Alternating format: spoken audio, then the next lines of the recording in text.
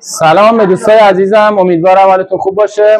در این ویدیو می‌خوایم مقایسه‌ای داشته باشیم از سرعت عملکرد کپی PS4 و PS5. نسخه‌ای که در این ویدیو هست نسخه 9 و 12.02 PS4 و همچنین نسخه 820 PS5 که ببینیم کدوم بی‌دردسرتر برای ما اجرا میشه. در ادامه ویدیو همراه شما هستیم. خب بریم از آپدیت 9 پلی 4 شروع کنیم.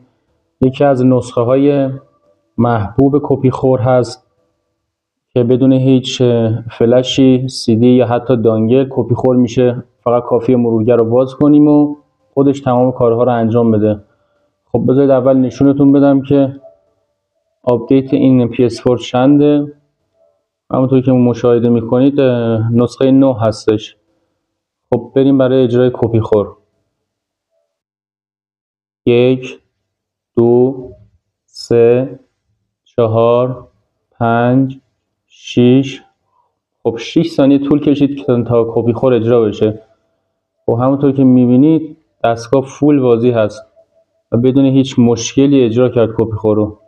حتی بازی‌های سنگین داخلش نصب کردم. سرعت و پایداری این نسخه بسیار عالی و اجراش هم که همونطور که دیدید در عرض 6 ثانیه کپی خور اجرا شد. خب اینجا من زاویه دوربین جوری قرار دادم که خود کنسولم بیفته، چون یه نکته داره میخوام بهتون بگم.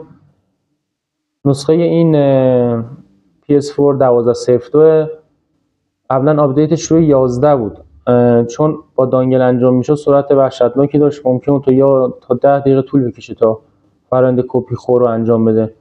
برای همین به 12.02 آپدیتش کردم که با CD خیلی سریع‌تره.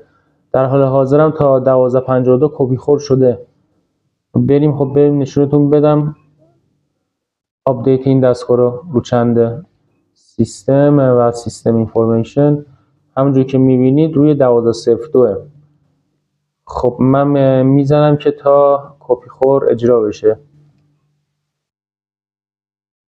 1 2 3 4 5 6 7 8 9. تا 9 ثانیه طول کشید تا کپی خور رو اجرا کنه. جوری تنظیم کردم که وقتی کپی خور اجرا میشه خودش برنامه دیسک رو ببنده و CD همونجور که دیدید خودش خروج کنه، اجکت کنه. برای همین زاویه دوربینی که اینجوری گذاشتم بهتون نشون بدم که CD خودش اجکت میکنه. چرا من این کارو کردم؟ برای اینکه CD وقتی داخل دستگاه میمونه بعد کپی خور میچرخه، درسته با سرعت کمی میچرخه، ولی بالاخره برای درایوتون باعث میشه که عمرش کمتر بشه.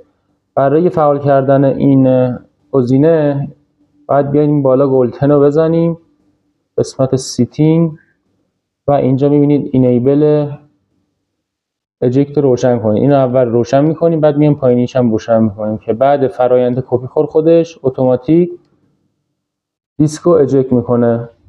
دیسک به همین صورت روی دستگاه میمونه.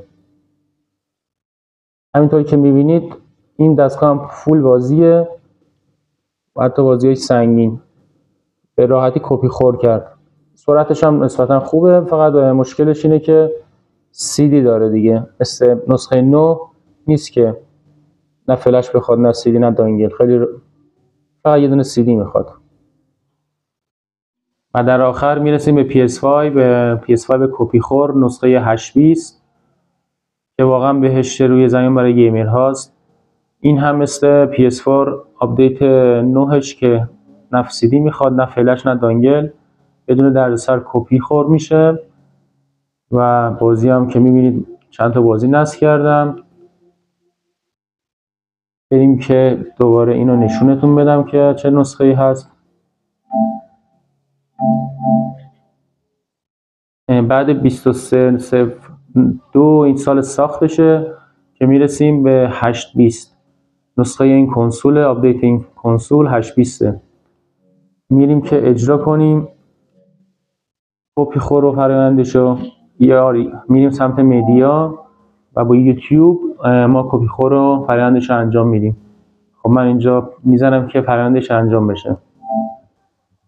1 2 3 4 5 6 7 8 9 10 11 12 13 14 15 16 17 18 19 و تمام. 19 ثانیه طول میکشه که کپی خور PS5 هم اجرا بشه. چند ثانیه بیشتر از PS4 ولی همین که نه CD میخواد نه چیزای دیگه دنگ و فنگ نداره، خیلی راحت کپی خور میشه مثل نسخه 9 PS4. خب بریم نشونتون بدم که کپی خور شدن یا نه. خب ایتا هند رو میبینیم که برامون اجرا شده. البته 8 بیت نسخه پایداری هست توی PS5 کپی خور و بالاتر از اون که 969 و 1001 هست کپی خور اون به سختی انجام میشه، شاید تا 3 بار باید انجام بدیم، ولی 8 بیت پایداره و همون معمولا 90% به بالا بار اول کپی خور انجام میشه. خب دیگه چیز دیگه ای نمونده و من داخل این PS5 یه M2 هم قرار دادم که تا میبینی که تا آخر پره، بازی هم روی M2 نصب کردم. و یک ایراد دیگه هم که داره، بازی های خود PS5 رو روش نمیشه نصب کرد، باید حتما یه SSD اکسترنال داشته باشیم و اونجا بزنیم بازی رو اجرا بشه و برای اجرای بازی PS5 باید بیایم ایتا هند قسمت بتا PS5. یه نکته رو که فراموش کردم بهتون بگم اینه که بازی PS5 رو شما میتونید داخل حافظه PS5 بتون کپی کنید. روش کپی کردنش اینه که با این برنامه آیتمز فلو شما میتونید بازی ها رو وقتی داخل SSD تون ریختید و وصل کردید به PS5 تون، از اونجا دوباره با این برنامه کپی کنید داخل PS5 تون و بازی ها آیکون یه بار که اجرا کنید آیکونش رو اینجا میفته.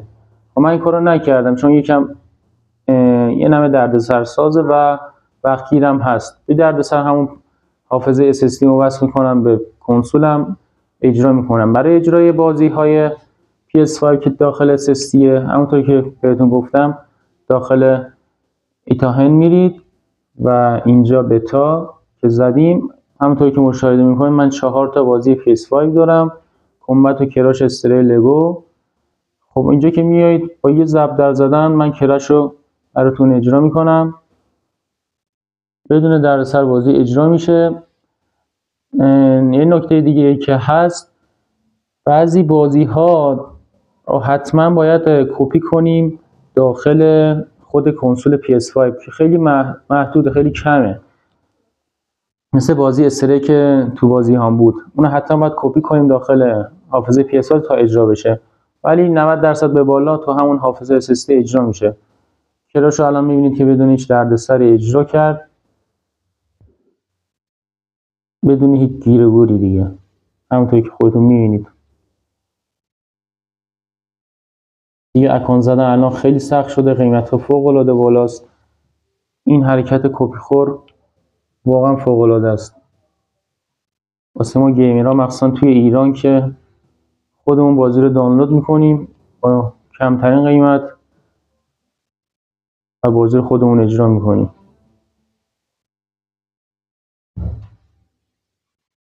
بازی بدون دردسر اجرا میشه.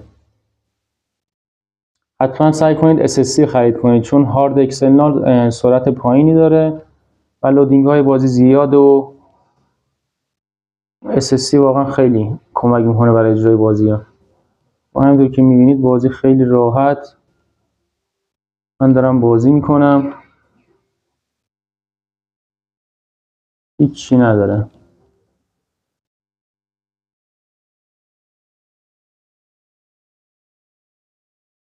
خب اینجا هم که به رحمت خدا رفت کراش. من برای بستن این بازی داخل SSD یک بار دکمه پاور دسته رو میزنیم و روی دکمه هوم میایم، آیکون هوم، بازی خودش بسته میشه.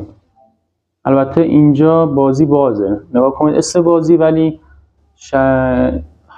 حروف و عدد و اینجور چیزا. من نوشته PPSA. این همون کراشه که من بازی رو اجرا کرده بودم. اینو روش یه ضرب در میزنیم و کلوز گیم رو میزنیم که بازی بسته میشه به این صورت. فرقش فقط همینه با خود داخل کنسول. فرق بستن بازی همینه. خب اگه خوشتون اومد حتما لایک کنید، سوالی داشتید کامنت بذارید، خوشحال میشم. ان شاءالله که همیشه سلامت باشید. خداحافظ شما.